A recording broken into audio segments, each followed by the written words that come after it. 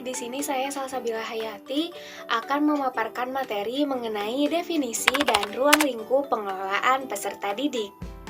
Nah, menurut pendapat ahli yaitu Nasihin dan Sururi, pengelolaan peserta didik merupakan upaya untuk memberikan layanan yang sebaik mungkin kepada peserta didik, semenjak dari proses penerimaan sampai saat peserta didik meninggalkan lembaga pendidikan atau sekolah karena sudah lulus atau tamat mengikuti pendidikan pada lembaga pendidikan atau sekolah itu sendiri. Nah, berdasarkan pemaparan di atas, maka dapat dipahami bahwa manajemen atau pengelolaan peserta didik adalah sebagai suatu usaha untuk mengatur, mengawasi, dan melayani berbagai hal yang memiliki kaitan dengan peserta didik agar peserta didik mampu mencapai tujuan pembelajarannya di sekolah, mulai dari peserta didik tersebut masuk sekolah sampai peserta didik tersebut lulus dari sekolah. Ini menurut Nasihin dan Sururi juga ada ruang lingkup dari pengelolaan peserta didik. Nah, yang pertama ada analisis kebutuhan peserta didik. Langkah yang pertama dalam kegiatan manajemen peserta didik adalah melakukan analisis kebutuhan, yaitu penetapan peserta didik yang dibutuhkan oleh sekolah. Kegiatan yang dilakukan dalam langkah ini adalah merencanakan jumlah peserta didik yang akan diterima dan menyusun program kegiatan peserta didik. Selanjutnya yang kedua ada rekrutmen peserta didik. Rekrutmen peserta pada hakikatnya adalah merupakan proses pencarian, menentukan, dan menarik calon peserta didik yang mampu untuk menjadi peserta didik di lembaga pendidikan atau sekolah yang bersangkutan. Yang ketiga, ada seleksi peserta didik. Seleksi peserta didik adalah kegiatan pemilihan calon peserta didik untuk menentukan diterima atau tidaknya calon peserta didik menjadi peserta didik di lembaga pendidikan sekolah berdasarkan ketentuan yang berlaku. Selanjutnya ada orientasi peserta didik. Orientasi peserta didik adalah kegiatan penerimaan peserta didik baru dengan mengenalkan situasi dan kondisi dari lembaga pendidikan atau sekolah tempat peserta didik itu menempuh pendidikan. Yang kelima, ada penempatan peserta didik. Sebelum peserta didik yang telah diterima pada sebuah sekolah mengikuti proses pembelajaran, maka terlebih dahulu perlu ditempatkan dan dikelompokkan dalam kelompok belajarnya.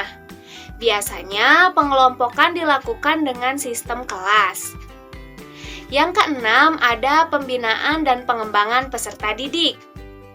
Pembinaan dan pengembangan peserta didik adalah proses yang dilakukan terhadap peserta didik agar menjadi manusia yang diharapkan sesuai dengan tujuan pendidikannya. Dalam hal ini, bakat, minat, dan kemampuan peserta didik harus dikembangkan secara optimal melalui kegiatan ekstrakurikuler dan kurikuler. Baik, selanjutnya ada pencatatan dan pelaporan. Kegiatan pencatatan dan pelaporan peserta didik dimulai sejak peserta didik diterima di sekolah tersebut sampai mereka tamat atau meninggalkan sekolah. Dan yang terakhir ada kelulusan dan alumni. Proses kelulusan adalah kegiatan paling akhir dari manajemen atau pengelolaan peserta didik ini. Peserta didik yang dicatat lulus disebut dengan alumni. Hubungan antara sekolah dengan alumni dapat dipelihara lewat pertemuan-pertemuan yang diselenggarakan oleh alumni dan atau sekolah yang lazim disebut dengan reuni. Baik, di sini saya akan melanjutkan dari teman saya, yaitu tentang menjelaskan proses penerimaan siswa baru. 1. Pengumuman pendaftaran. Pengumuman pendaftaran penerimaan calon peserta didik baru dilakukan secara terbuka oleh pihak sekolah menggunakan media informasi sekolah seperti papan pengumuman atau media lainnya. Pengumuman pendaftaran penerimaan calon peserta didik baru dilaksanakan oleh sekolah paling lambat minggu pertama dengan memuat informasi seperti persyaratan calon peserta didik sesuai dengan jenjangnya. tanggal pendaftaran, jalur pendaftaran, jumlah daya tampung yang tersedia. Dengan mengunggah dokumen yang dibutuhkan sesuai dengan persyaratan ke laman pendaftaran PPDB yang telah ditentukan. Laman PPDB yang dikelola Pemda masing-masing daerah. Bila fasilitas jaringan tidak memadai, maka PPDB dilaksanakan melalui mekanisme luring dengan melampirkan fotokopi dokumen yang dibutuhkan sesuai dengan persyaratan. Selanjutnya yang ketiga yaitu seleksi sesuai dengan jalur pendaftaran. Calon peserta didik untuk jenjang SMP berusia paling tinggi 15 tahun pada tanggal 1 Juli tahun berjalan dan telah menyelesaikan kelas 6 SD atau bentuk lain yang sederajat. Seleksi jalur zonasi untuk calon peserta didik baru kelas 7 SMP dilakukan dengan memprioritaskan jarak tempat tinggal terdekat ke sekolah dalam wilayah zonasi yang ditetapkan. Jika terdapat calon peserta didik yang jarak tempat tinggal dengan sekolahnya sama, maka seleksi untuk pemenuhan kuota atau daya tampung terakhir menggunakan usia peserta didik yang lebih tua berdasarkan akta kelahiran atau surat keterangan lahir. Selanjutnya yang keempat, pengumuman penetapan peserta didik baru dilakukan sesuai dengan jalur pendaftaran dalam PPDB. Proses penetapan peserta didik baru dilakukan berdasarkan hasil rapat dewan guru yang dipimpin oleh kepala sekolah dan ditetapkan melalui keputusan kepala sekolah. Yang kelima yaitu daftar ulang. Daftar ulang dilakukan oleh calon peserta didik baru yang telah diterima di sekolah untuk memastikan statusnya sebagai peserta didik pada sekolah yang bersangkutan dengan menunjukkan dokumen asli yang dibutuhkan sesuai dengan persyaratan. Oke, selanjutnya kita masuk ke dalam pembahasan tentang macam-macam layanan bimbingan konseling atau BK. Teman-teman semuanya, berbicara tentang BK yang dalam title-nya saja sudah disebutkan bahwa BK itu adalah bimbingan yang berarti terdapat pembimbing dan orang yang dibimbing. Nah, lalu apa sih BK itu? Menurut beberapa sumber, BK adalah proses pemberian bantuan yang dilakukan melalui wawancara konseling, yaitu secara face to face antara seorang ahli atau si pembimbing yang biasa disebut dengan konselor dengan individu yang sedang mengalami suatu masalah atau orang yang dibimbing yang biasa disebut sebagai konseli. Nah, apa saja sih layanan dalam BK ini? Ada beberapa macam layanan dari bimbingan konseling ini. Di antaranya yaitu yang pertama, ada layanan orientasi. Layanan ini bertujuan untuk memperkenalkan kehidupan baru siswa di lingkungan sekolah yang baru.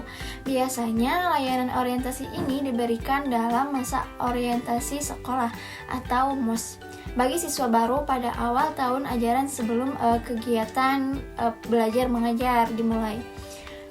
Adapun tujuan pemberian layanan orientasi ini adalah untuk memperkenalkan siswa mengenai kehidupan sekolah yang baru dimasuki, termasuk di dalamnya lingkungan sekolah, tata cara belajar siswa lainnya, para guru, staf sekolah, dan tata nilai sekolah, sehingga layanan orientasi ini menjadi peta atau kompas bagi siswa baru selama menempuh pendidikan di sekolah tersebut.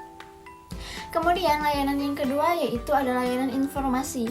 Layanan informasi ini merupakan layanan yang diberikan oleh guru bimbingan dan konseling atau guru BK kepada siswa terkait informasi-informasi yang ada di sekolah maupun di luar sekolah. Informasi yang ada di sekolah contohnya itu mengenai tata cara atau aturan dalam sekolah dan kegiatan-kegiatan di sekolah. Sedangkan informasi di luar sekolah itu terkait dengan kehidupan di masyarakat, isu-isu terkini tentang situasi sosial yang ada, dan juga informasi dunia kerja dan karir. Kemudian yang ketiga ada layanan penempatan dan penyaluran.